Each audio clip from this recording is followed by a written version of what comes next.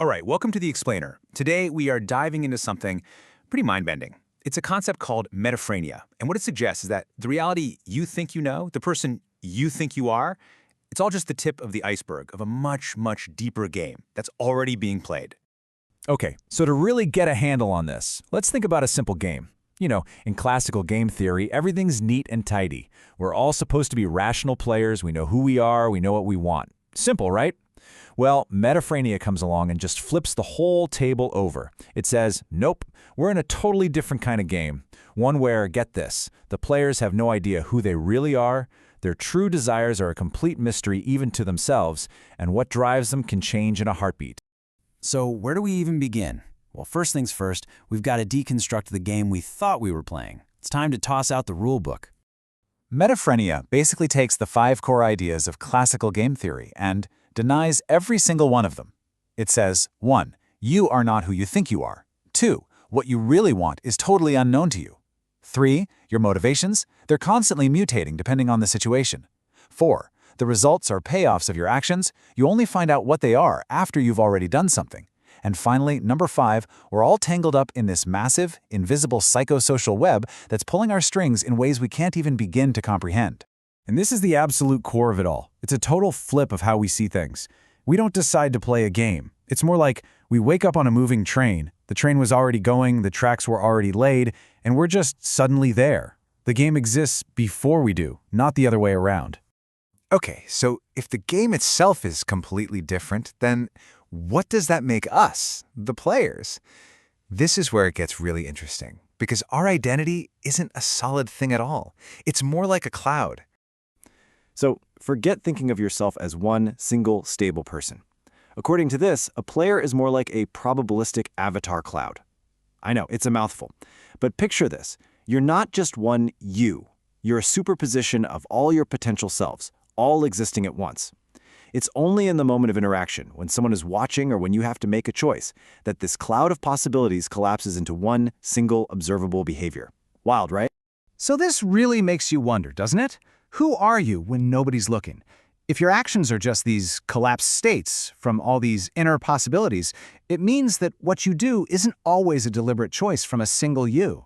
It's more like an echo, a manifestation of this huge, complex dance happening inside you. A dance that, crazily enough, changes the second it's observed.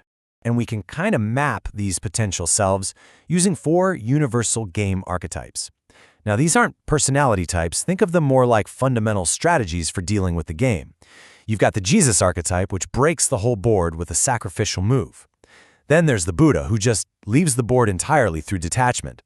The Krishna archetype is the playful one, the one who messes with the rules and modifies the board. And finally, Socrates, who blows the whole thing wide open by exposing the game for what it is. All right, let's zoom out a bit, because this isn't just about some abstract game theory. This is supposed to be a model for reality itself. And the model they use is, well, it's like a shop with a secret back room.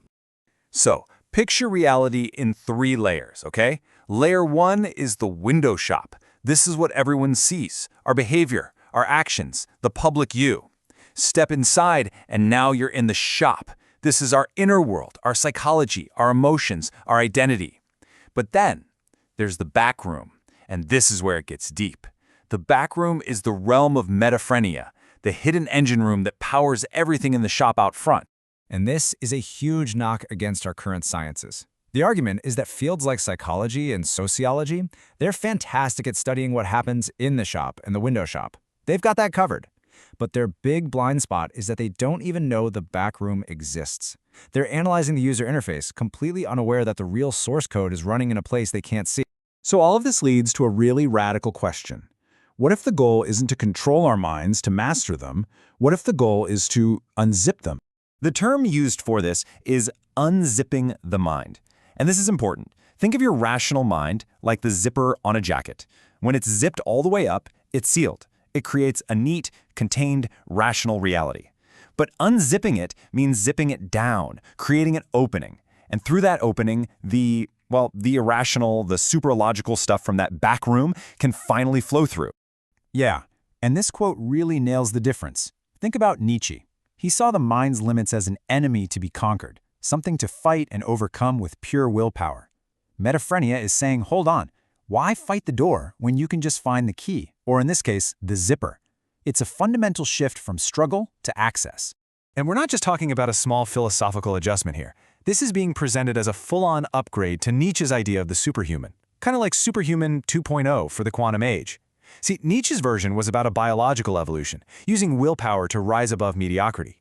The metaphrenic person, on the other hand, is about a dimensional evolution. It's not about overcoming normality, it's about transcending it completely by just resonating with a deeper reality. Okay, to really wrap our heads around this whole dimensional evolution thing, let's use a really simple but powerful analogy. It all comes down to shadows on a wall. All right, so imagine you're looking at a flat surface, like a floor, and all you can see is a shadow cast on it. You study it, you measure it, and you come to a conclusion. It's a perfect circle. And you'd be absolutely right. Based on all the evidence you have, it is a circle. You're not wrong. But is that the whole story?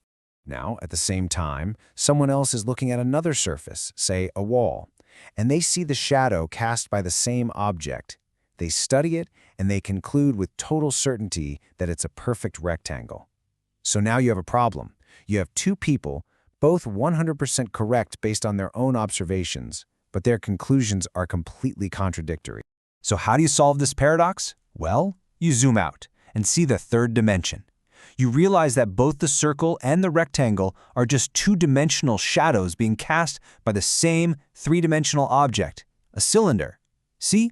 The circle is the shadow it casts from the top, and the rectangle is the shadow it casts from the side. Both people were right about the shadow they saw, but they were both completely wrong about the true nature of the object. And this reveals a really crucial principle. The person who can see the 3D cylinder can totally understand why one person sees a circle and the other sees a rectangle. They get it.